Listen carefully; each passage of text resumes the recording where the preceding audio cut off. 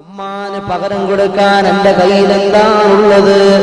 ഉമ്മ നൽകിയ അമ്മിഞ്ഞ പാലിന് പകരം കൊടുക്കാൻ എന്റെ കയ്യിൽ സാലറീസുകളില്ല, എന്റെ കയ്യിൽ കറൻസികളുടെ ശേഖരമില്ല. എത്രയെത്ര കോടാനുകോടി കൊണ്ട് ഉമ്മാന്റെ മടിത്തട്ടി എറിഞ്ഞാലും ഉമ്മ തന്ന ഒരു തുള്ളി അമ്മിഞ്ഞ പാലിന് പകരമാകില്ല.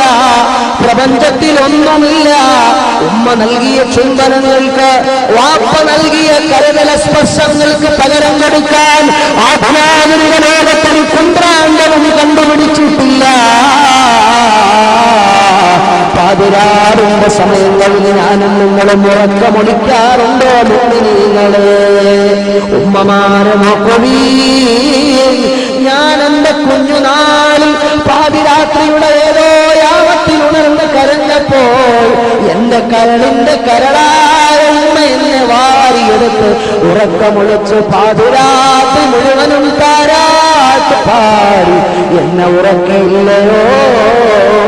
ഈ താരാട്ട് പാട്ടിനേക്കാൾ മധുരമായൊരു പാട്ട് ഞാനോ നിങ്ങളോ കേട്ടിട്ടുണ്ടോ?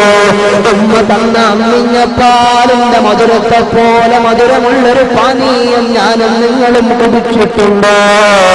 അതിനുമ്മാക്ക് പകരം കൊടുക്കാൻ എന്റെ കയ്യിലെന്താണ്? ആ ഉമ്മാക്ക് തിരിച്ചു കൊടുക്കാൻ എന്റെ കയ്യിലെന്താണ്? ആരംഭപ്പൂവായ ഹബീബ് പറഞ്ഞത് കണ്ടോ?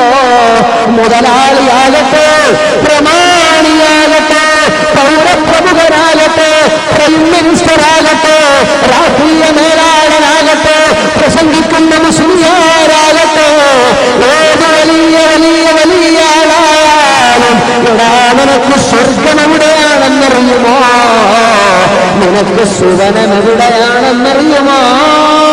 അൽ ജന്നത്തു തഹ്ത ഖുദാമിൽ ഉമ്മഹാത്ത്. ഉമ്മാന്റെ കാൽപാദത്തിന് ചുവട്ടിലാണ്, വാപ്പാന്റെ കാൽപാദത്തിന് ചുവട്ടിലാണ് എനിക്ക് സ്വർഗമുള്ളത്. ആ ഉമ്മാന്റെ തൃപ്തി വാങ്ങിയാണ് ഞാൻ സ്വർഗത്തിൽ പോകേണ്ടത്. ആ വാപ്പാന്റെ തൃപ്തി സമ്പാദിച്ചാണ് ഞാൻ സ്വർഗത്തിലെത്തേണ്ടത്. അല്ലെങ്കിൽ എനിക്ക് സ്വർഗം അന്യമാണ്, അല്ലെങ്കിൽ എനിക്ക് നരകമാണ്. ഉമ്മാന്റെ തൃപ്തിയിലാണ് അല്ലാഹുവിന്റെ തൃപ്തിയുള്ളത്. വാപ്പാന്റെ തൃപ്തിയിലാണ് അല്ലാഹുവിന്റെ തൃപ്തിയുള്ളത്. ഉമ്മാന്റെ മുഖത്ത് നീ ദേഷ്യത്തോടെ നോക്കല്ലേ മോനെ.